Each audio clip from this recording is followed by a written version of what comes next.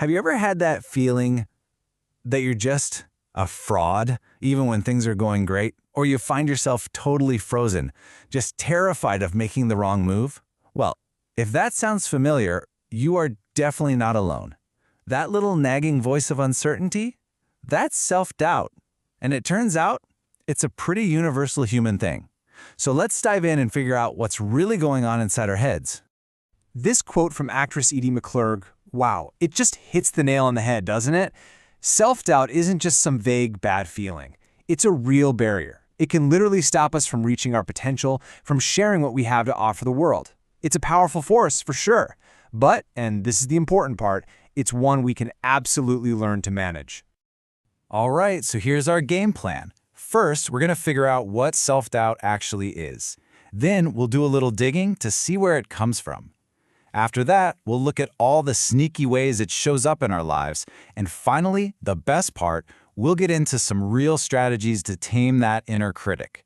Think of it as a journey inward to get your confidence back. Okay, first things first. What exactly are we dealing with here?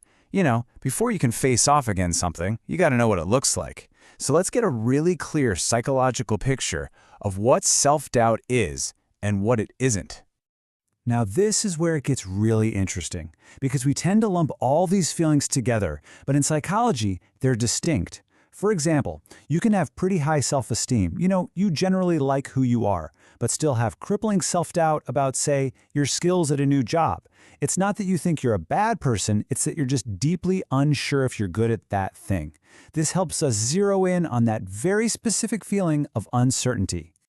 And this definition just perfectly captures the core problem. Think about it like this. Someone with confidence has a pretty narrow range of how they see their ability. They're like, yeah, I'm pretty decent at this. But for someone with self-doubt, that range is massive. One minute they think, I've got this, and the next it's, I'm a total failure. They're just constantly undecided, and living in that state of uncertainty is absolutely exhausting. So where does this voice even come from? Is it something that happened to us when we were kids? Or is it something deeper, maybe even hardwired into us? Let's play detective and uncover the origin story of our doubt.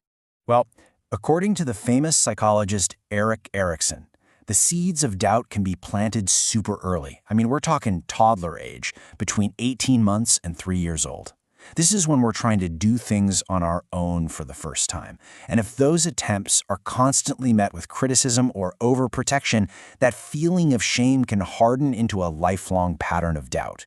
This is where that wide confidence interval we just talked about can really start to form. And of course, our earliest relationships are just crucial. Attachment theory tells us that when we have consistent, loving support from our caregivers, we build a secure inner foundation. But if that support is unpredictable or negative, we can develop an insecure attachment. We start to question if we're worthy of love and support, and we carry that deep uncertainty with us for years to come. Okay, but here's a wild idea. What if self-doubt isn't entirely a bad thing? Some evolutionary psychologists think it might actually be an ancient survival mechanism. Think about it. Our ancestors who are a little more cautious, a little less sure of themselves, probably didn't try to fight that saber-toothed tiger they couldn't beat. In a weird way, that nagging voice might have just been trying to keep us alive. So we know where it comes from. Now let's talk about what it does. Self-doubt isn't just a quiet feeling inside. Nope, it drives our behavior, and often in some really surprising and contradictory ways. Let's open up the inner critic's playbook. This is just fascinating. You've got two behaviors that look like total opposites, but they grow from the exact same root. On one side, you have self-handicapping, procrastinating on a huge project. That way, if you fail, you can say, well, I just didn't have enough time. You protect yourself from thinking you weren't smart enough. On the other side, you have overachievement, working yourself to the bone to make failure impossible. Both tactics, whether you're slacking off or working 24/7, come from the exact same deep-seated fear, the fear that failure will prove you're incompetent. And the critic's playbook is pretty thick. It uses procrastination to stop us from even trying. It makes us feel like an imposter, chalking up our successes to pure luck.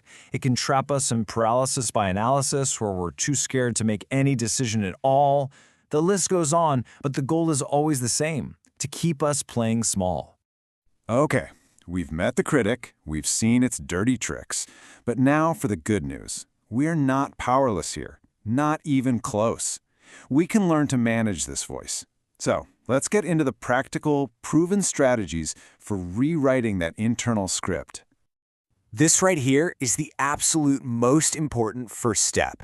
You have to realize that critical voice in your head, it's not actually you. One psychologist calls it an anti-self, a sort of destructive character built out of all the negative stuff from your past.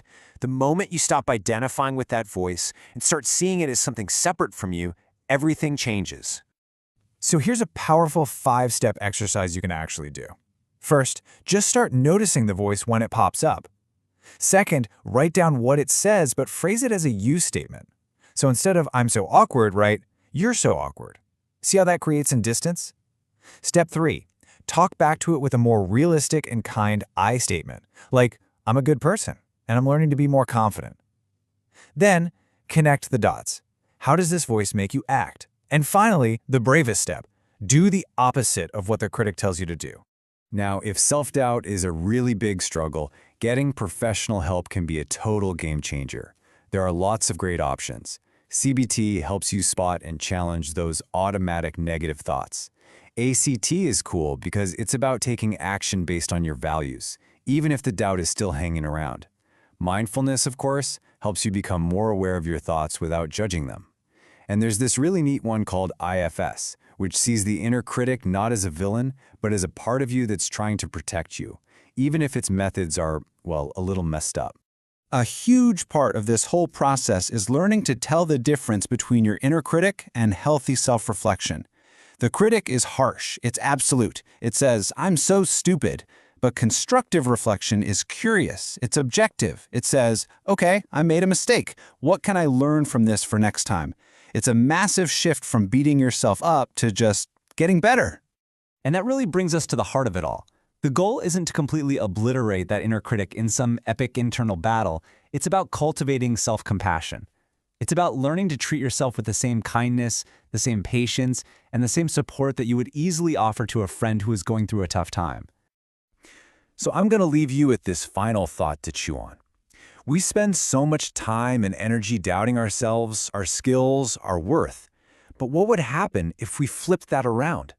What could you do? What could you build? Who could you become if you just started to doubt your self-doubt?